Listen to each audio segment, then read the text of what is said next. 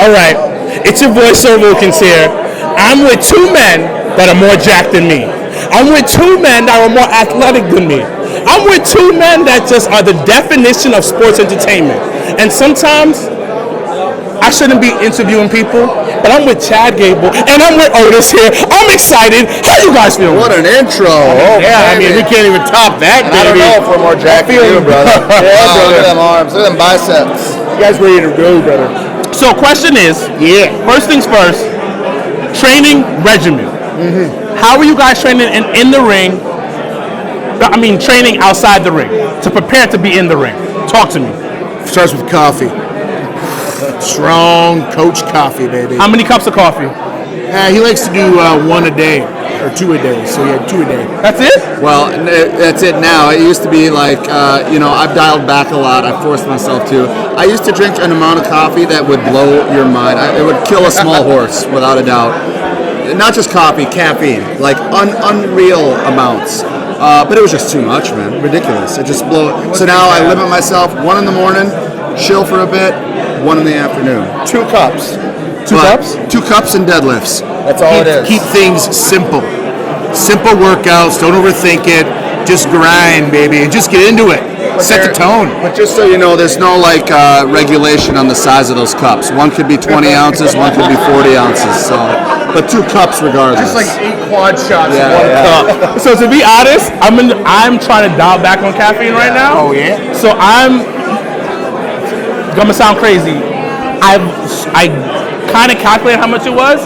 I was up to 800 milligrams to 900 milligrams. Yeah, that's you're treading in Gable territory right there. Oh, yeah. Otis will tell you the story about the time we had to do an appearance somewhere. Knocked out 2 bangs back to back, Bang energy drinks for those that don't know.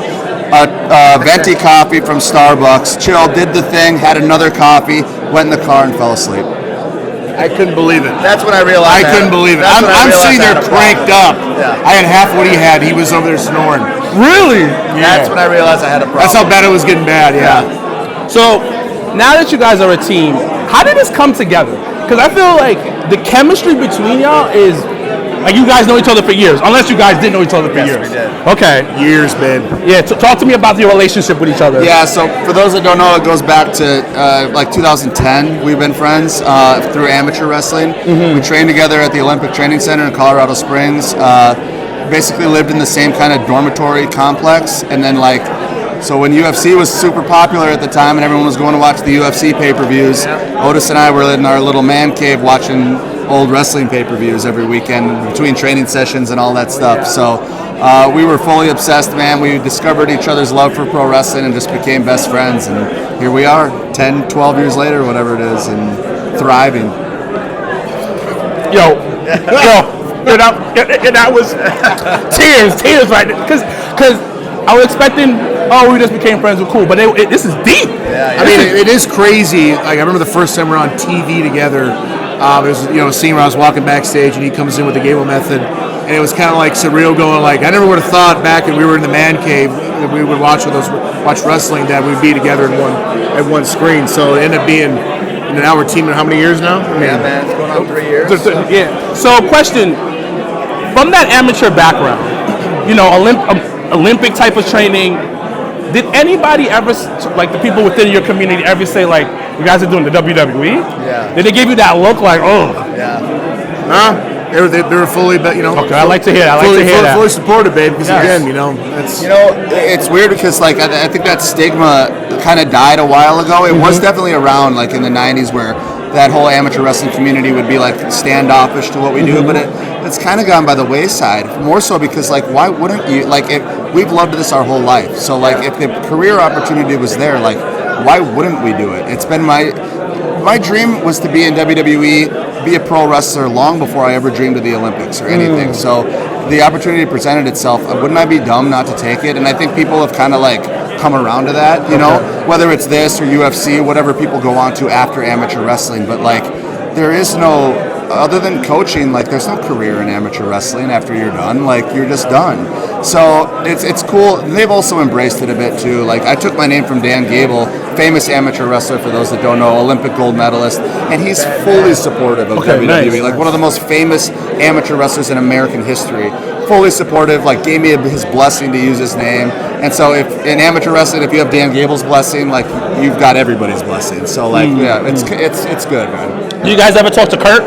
Like Oh yeah, we work with Kurt. We sit down, and he's a big fan of like, especially before he even did the milk spray. I mean, before that was like he would always sit in the kind of the gorilla area where the monitors at, and he would just go, "It's just good shit, guys." Like every time we get back there, it's like, "Hey, thank you, Angle, brother."